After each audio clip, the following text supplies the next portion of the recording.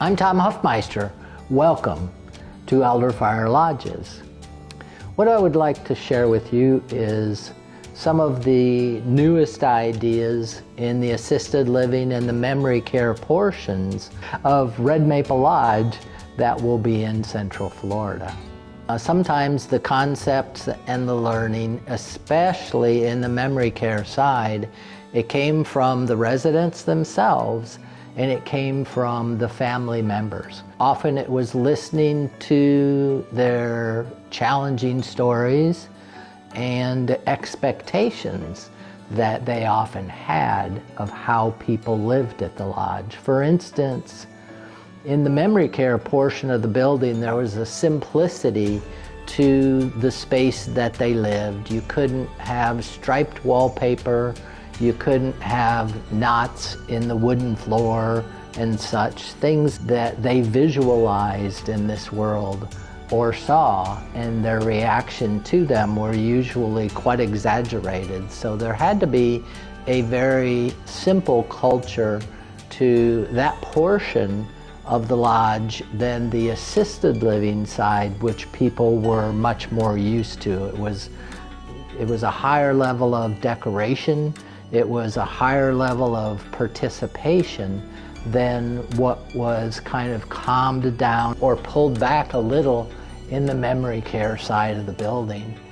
I was constantly getting these vibes from the family. Why is Mom moving from what seems like a high energy, unique, home-like environment to this memory care portion of the building that the sound is much quieter? The lifestyle has just slowed down. There's not the grand fireplace that we see burning, not the vibrant picture frames on the wall. And the expectations of how you care for my loved one weren't actually going down at all, they were actually rising.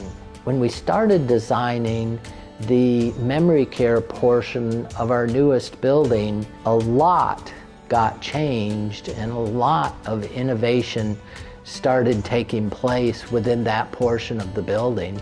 And there's not a lot of things we're doing that actually cost more money. Much of the technology is very simple today. I was writing down at the time a lot of things that we were seeing and a lot of questions we were being asked to make sure we covered them in the newest designs of Red Maple Lodge. I have a desire to share these ideas that we've been working on, but not only to share the idea, but to describe with you sometimes why, what's the value in it, and how did the idea even come about. We would see things happening, especially in the memory care portion. Everything seemed exaggerated over there. One of those stories I would like to share with you came from Dave and Jeanette. She would visit the building almost daily, and Dave lived in the memory care portion of an existing building. One afternoon, I got a rather frantic call from the head of maintenance. He said, "Tom, we have a real problem in the memory care portion of the building. It seems that Dave has discovered the speakers, the music system that was in the outside garden walking area. And he would pull the speaker up, which would be connected to a wire, and that little stinker went around the entire garden area and pulled everything up." It took them all of a couple minutes. We'll take a close look at what Dave was discovering here.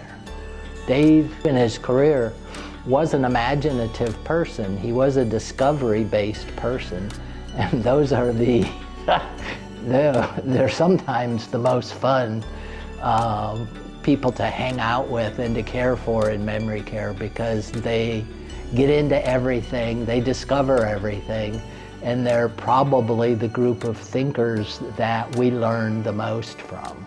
It would be a week later on a Sunday at lunch. Janet called me over to the table. She apologetically looked at me and said, "We're so sorry that my husband kind of messed up this area." She said, "You can kind of hear the silence. The music's not playing today." I sat down next to Janet and a couple other kids. She was very apologetic and hurt that her husband had pulled all the speaker system out of the ground. I stopped her and I said, I want to share with you what Dave taught us. We were at the time very close to installing the speaker system at a new care home we had under construction at the time. And I stopped to the company that was assisting with the music system, and I said, whoa, no more speakers like rocks in the dementia care area. We want to put all of our speakers up in the soffits so that we get the music consistently. We no longer need the speakers on the ground where they can create too much curiosity. As I saw a small tear roll down Janet's cheek, I wanted to assure her that her husband is not a problem to this place, but what he is doing, he's exercising his God-given gift of discovery, helping us create a better place for all of those that walk in his shoes. Today, when you go outside into our memory care area, you'll only see speakers in the soffits, kind of hidden away. What Dave had taught us was that we needed more things in the garden for him or anyone else that still carries their curiosity to discover.